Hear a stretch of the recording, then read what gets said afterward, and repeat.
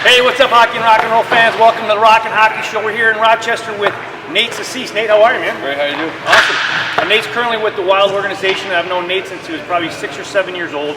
And Nate, you've always been, at least in my opinion, a goal scorer. Yeah. So I'd like to take a couple minutes and talk to our listeners out there about what you do as a goal scorer. You scored goals all through your youth career. You scored goals in juniors. You scored goals in college. Now you're playing pro and you're still scoring goals. So what kind of tips can you give to the hockey players out there about scoring goals?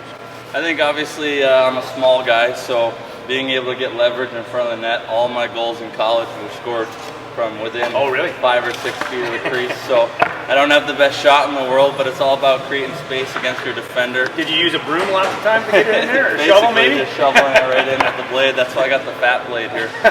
But being able to take away goalie's eyes when it's at the point, and being in this scoring area, coming into these circles here on the side of the net, pushing off defenders, really get away from them on rebound. One thing about a goal scorer that is very unique is they always seem to be in the right spot at the right time.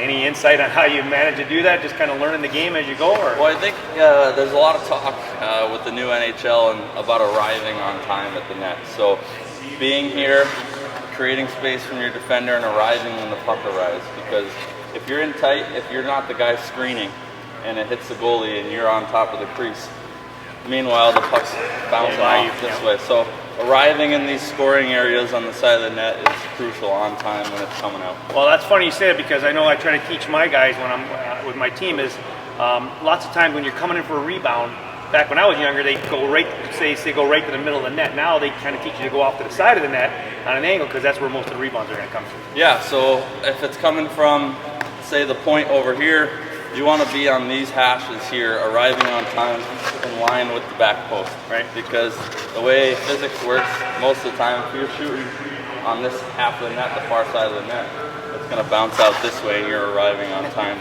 You mentioned the word physics. I talk about that with all my lesson customers about how geometry and physics really comes into play as a hockey player. So try to get the kids to pay attention in school, because it's so important, and math does play a role in hockey, believe it or not.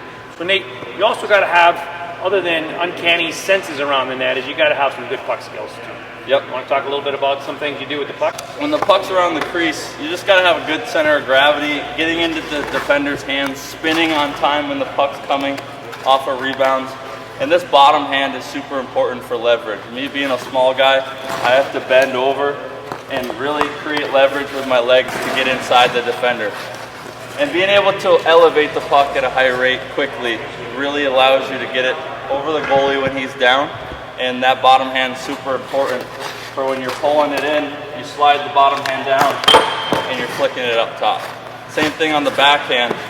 When you're spinning to your backhand, you got to slide your hand down to be able to elevate it.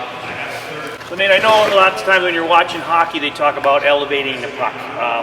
What are some reasons why you got to do that? Well, now goalies are so big, right? And they all play on the butterfly when the puck's around the crease. And so they're going to take away the bottom half of the net.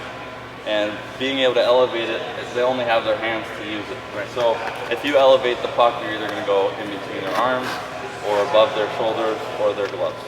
Now, being a goal scorer, do you work on your cellies at all, or is that something that just kind of comes natural at the moment? Well, I think in college it's a lot more fun to celly than in pro, because then you've got some guys coming after you. So, but unfortunately, my first year pro was the COVID year, so there weren't many fans in the crowd, so the cellies were a little obsolete. We're limited a little bit? Yeah, but there's no better feeling than putting the puck in the back of the net in college and cellying in front of the student section. Amen to that, that's right. Any mishaps, Nate, when you're kind of standing in front and you got those big guys on the point firing bombs at you? Yeah, I mean, you've obviously got to be able to get out of the way, because they're far away and their job is to pound it at the net no matter where it is. Maybe slide them a $20 bill every now and then to say make sure they keep it low? Or? Yeah, absolutely. Definitely in practice, you really pray that they keep it hip height or below, so you can just get a stick on it, especially being so small. My head's pretty close to the crossbar, especially with the visor on.